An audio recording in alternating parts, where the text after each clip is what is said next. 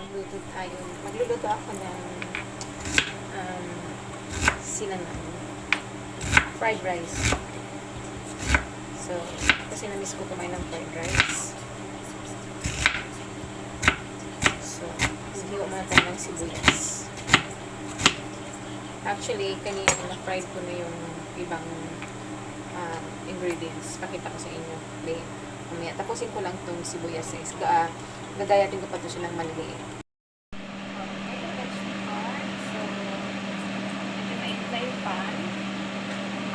Lagyan na tayo ng butter.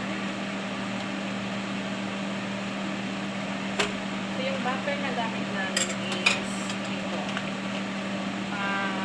Curry gold. Kasi pure, grass-fed siya na butter. So, healthy siya. So, yun yung gamit namin butter. So, yan ulit natin ito. So, hindi ko naman kailangan talaga itayin yung malusang sa butter. Naglalagay ako, of course, ng vegetables. Ito yung inuuna ko kasi para maluto siya at at the same time maano yung butter.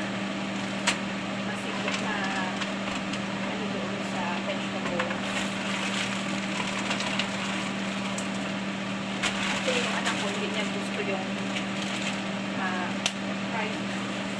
rice na may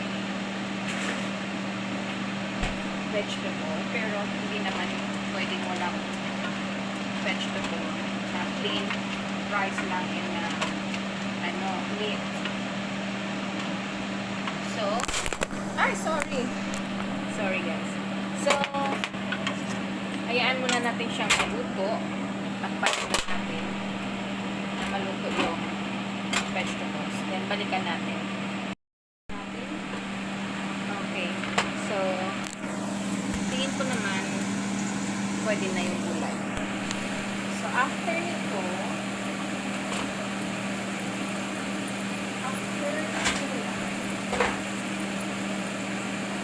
nilalagay na ako ng rice.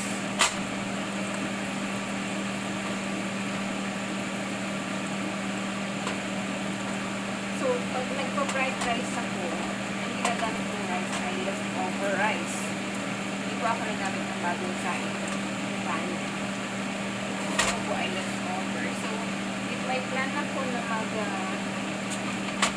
fried rice, I'll make sure na marami akong isasahin na kanin. Para meron akong leftover rice.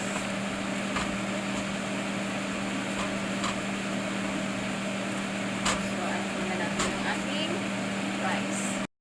Rice, guys. After nito, ang ilalagay ko ay baliktad ako yung sibuyas sa kapatid nilalagay. So, then, after naman nun, lalagay natin na ating mga seasoning. So, yung ating black pepper. Gusto ko yung maraming black pepper. Then, gusto ko yung maraming garlic powder.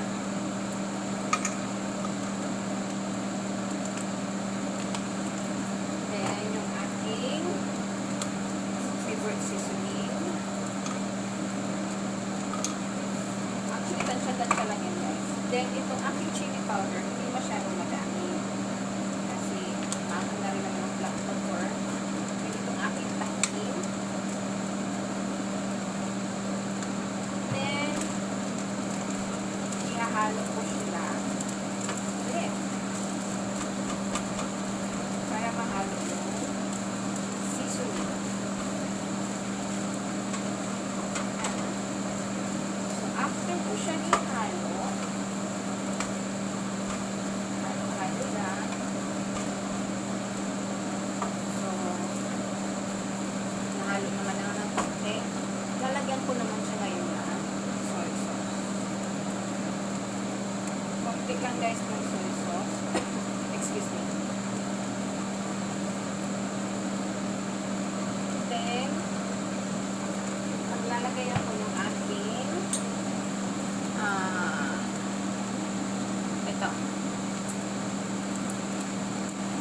Ito yung gamit kong sauce. Diba? Close pa kasi ito eh. Bago pa ito eh. Yan. Oyster sauce. Hindi rin naman siya ganun kadami. Hindi na nilalagay. Tama lang din. Then, mix again. Malagay lahat ng seasoning. Lalagay na natin ito ang ating meat. Meron tayong hotdog dyan, ang spam, and bacon. Meron pa nga ako nakalimutan guys. Gagawa pa ako ng so, kung natapansin nyo may tissue kasi nga para ma-absorb niya yung mantika. Then, mix again. So guys, done na yung ating fried rice. Actually, kulang ko. Hindi ko siya nalagyan ng itlog. Tinatamad na pag ano, na maglagyan ng itlog. So, hindi ko na siya lalagyan. So, titikman na natin kung pasok na sa ating panlasa. At tinitikman ko siya, hindi ko sinasama yung meat. Yung rice lang talaga.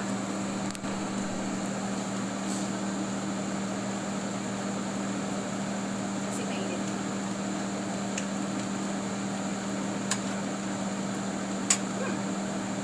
Perfect.